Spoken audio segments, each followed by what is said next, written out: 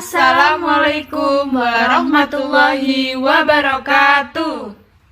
Hai guys, selamat datang di podcast dadakan Cinta dan Inga.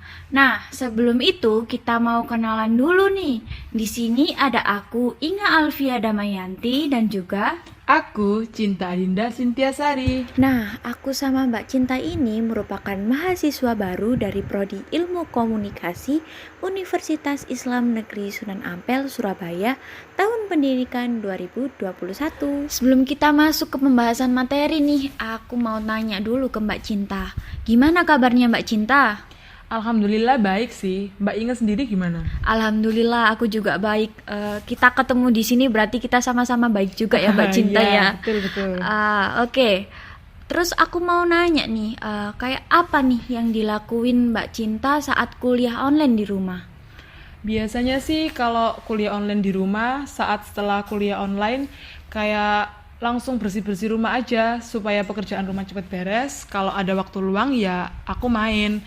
Kalau Mbak Inga sendiri gimana nih? Kalau aku sendiri kabarnya juga baik nih Mbak Cinta. Cuma kalau untuk perkuliahan mungkin juga sama sih kayak Mbak Cinta. Soalnya kita kan notabene ini cewek ya. Jadi kalau kita habis ngelakuin kuliah itu kita itu pastinya bersih-bersih rumah, beres-beres, kayak ngelakuin kegiatan rumah gitu kan. Cuma aku agak kagetnya itu waktu masuk kuliah pertama kali, kayak kita itu kan dihadapin sama jam perkuliahan yang nggak nentu nih, kayak misalnya habis dari jam 10 tiba-tiba langsung jam 3 sore gitu kan. Di SMA kita nggak pernah nemuin itu. Terus ada intensif bahasa Arab, bahasa Inggris yang kita temuin di jam 6. Terus kita itu harus buka laptop gitu pagi-pagi jam 6. Terus ada ma'had juga. Mungkin first impressionku kayak wah kaget banget sih waktu kuliah. Mungkin udah cukup dulu nih pertanyaan-pertanyaan pembuka kita. Kita langsung masuk aja nih ke materi yang bakalan kita sampaikan di podcast kali ini. Kita langsung masuk aja nih ke pembahasan tentang model-model dari komunikasi. Sebelum kita bahas tentang model komunikasi, seharusnya kita kan harus tahu dulu nih apa sih itu komunikasi, bener nggak Mbak Cinta? Iya nih Mbak Inga, kita sendiri juga harus tahu tentang apa sih arti dari komunikasi itu sendiri. Nah, komunikasi sendiri itu merupakan proses penyampaian pesan dari komunikator kepada komunikan. Nah, komunikasi ini kan udah pasti kita lakuin kan di dalam kehidupan sehari-hari, dan nggak mungkin kita nggak ngelakuin aktivitas tanpa kita berkomunikasi dengan orang lain. Nah, iya Mbak Inge, berkomunikasi itu ada berbagai macam dan berbagai bentuk, mulai dari lisan, tulisan, perilaku, dan makanya kita di sini bakal membahas tentang model dari komunikasi itu sendiri. Sekarang, aku bakal ngasih tahu ke Mbak Inge tentang model komunikasi tersebut.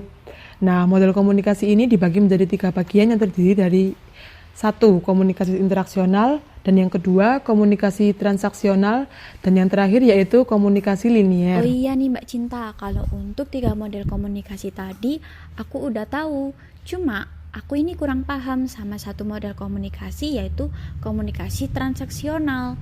Kalau untuk komunikasi interaksional dan komunikasi linier, aku sendiri kayak udah paham gitu apa pengertiannya. Kalau untuk komunikasi interaksional kan interaktif itu kan memiliki arti komunikasi yang berjalan secara 2 arah. Nah, pengertian dari komunikasi interaksional itu penyampaian pesan oleh komunikator kepada komunikan yang akan mendapat tanggapan secara langsung atau mendapatkan feedback. Jadi komunikasi ini tuh berlangsung secara 2 arah. Jadi kita itu kayak dapat feedback itu loh dari lawan bicara kita. Nah, sedangkan kalau komunikasi linier itu merupakan proses penyampaian pesan dari seorang komunikator kepada komunikan secara langsung maupun tidak langsung, tapi kita itu nggak dapat feedback gitu. Jadi kita itu nggak dapat tanggapan dari lawan bicara atau komunikan gitu Mbak Cinta. Itu sih setahu aku tentang komunikasi interaksional sama komunikasi linier. Nah, kalau Mbak Inge sendiri udah paham arti dari komunikasi interaksional dan komunikasi linier, bisa banget dong kalau kasih contoh dari masing-masing komunikasi yang sudah Mbak Inge jelaskan tadi. Bisa banget dong Mbak Cinta. Kan Kalau komunikasi interaksional itu komunikasi yang berjalan secara dua arah. Jadi kita itu butuh feedback kan. Contohnya itu kayak sesi tanya jawab, terus kayak waktu mahasiswa tanya nih ke dosen, kayak Pak, apa bener presentasinya itu kayak gini. Terus si Pak dosen ini kayak memberikan jawaban kayak iya bener nak, begini. Lalu mahasiswa tersebut itu memulai presentasinya, kemudian dosen itu balik memberikan tanggapan dan sanggahannya, lalu kayak jadikan proses sharing, jadi kayak terjalinlah komunikasi dua arah itu. Lalu kalau komunikasi linear ini kan komunikasi yang kayak hanya berjalan satu arah aja, jadi nggak harus ada feedback, kayak kalau Pak Presiden pidato, terus kepala sekolah pidato, ceramah agama, dan lain-lain. Terus iklan layanan masyarakat seperti baliho atau video-video yang ada di YouTube, di medsos, itu juga salah satu contoh dari komunikasi linear loh Mbak Cinta. Nah, berarti Mbak Inge udah paham nih dari dua model komunikasi tadi. Sekarang aku mau bantu jelasin tentang model komunikasi transaksional. Model komunikasi transaksional ini dikemukakan oleh Barnalun.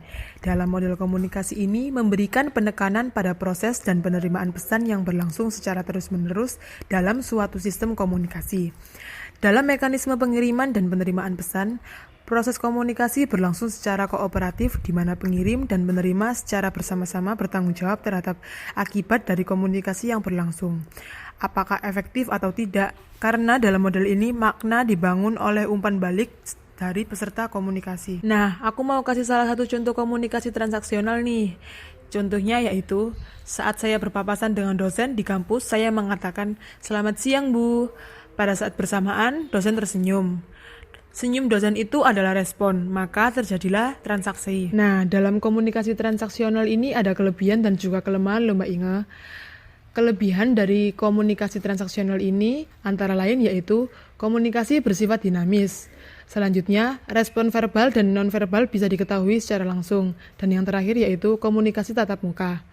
Selanjutnya, kelemahan dari komunikasi transaksional yaitu yang pertama, memiliki sifat spontan. Yang kedua, tidak memiliki struktur yang beraturan. Dan yang terakhir, bersifat sambal lalu. Kalau aku nangkep nih dari penjelasannya Mbak Cinta tentang model komunikasi transaksional, berarti ada persamaan nih antara model transaksional sama model komunikasi interaksional. Dia sama-sama membutuhkan feedback. Cuma dia itu berbedanya di sifatnya yang dinamis. Mungkin kalau interaksional itu sifatnya nggak dinamis ya, terus feedbacknya itu nggak secara langsung, bisa melalui media apapun. Sedangkan kalau model transaksional ini tadi, dia tuh lebih bersifat dinamis ya Mbak Cinta. Terus feedbacknya itu bersifat lebih simultan. Terus komunikasinya itu juga terjalin secara langsung, jadi harus face to face transaksi gitu ya. Terus kita itu bisa ngelihat respon verbal ataupun non-verbal dari lawan bicara kita gitu berarti ya Mbak Cinta. Oke, berarti kita bisa narik kesimpulan nih dari podcast kali ini. Kalau menurut Mbak Cinta, kesimpulan dari podcast tentang model-model komunikasi kali ini tuh apa sih? Jadi, kesimpulan yang bisa saya peroleh dari podcast kita kali ini yakni fungsi dari model komunikasi adalah untuk mengorganisasi atau menjadi kerangka kerja dan menjelaskan peranan variabel komunikasi dalam keseluruhan proses. Yang kedua yaitu mengukur atau memberi peluang munculnya prediksi bersifat kuantitatif dengan derajat presisi yang kuat. Kalau Mbak Cinta tadi tuh menyimpulkan podcast kali ini itu dari fungsi model komunikasi, kalau aku sendiri itu tentang komunikasi apa sih yang relevan di kehidupan sehari-hari, kayak komunikasi apa sih yang baik atau bagus digunakan dalam kehidupan sehari-hari gitu. Kalau menurut aku sih model komunikasi transaksional. Kenapa kok transaksional? Kenapa enggak interaksional atau komunikasi linear? Karena model komunikasi transaksional itu arah pesannya berlangsung secara simultan selama pihak-pihak yang terlibat dalam komunikasi, baik secara sumber maupun penerima, terdapat tawar-menawar atau saling memberikan umpan feedback gitu sih. Oke, berarti kita udah sama-sama dapat ilmu yang banyak nih Mbak Cinta dari podcast hari ini.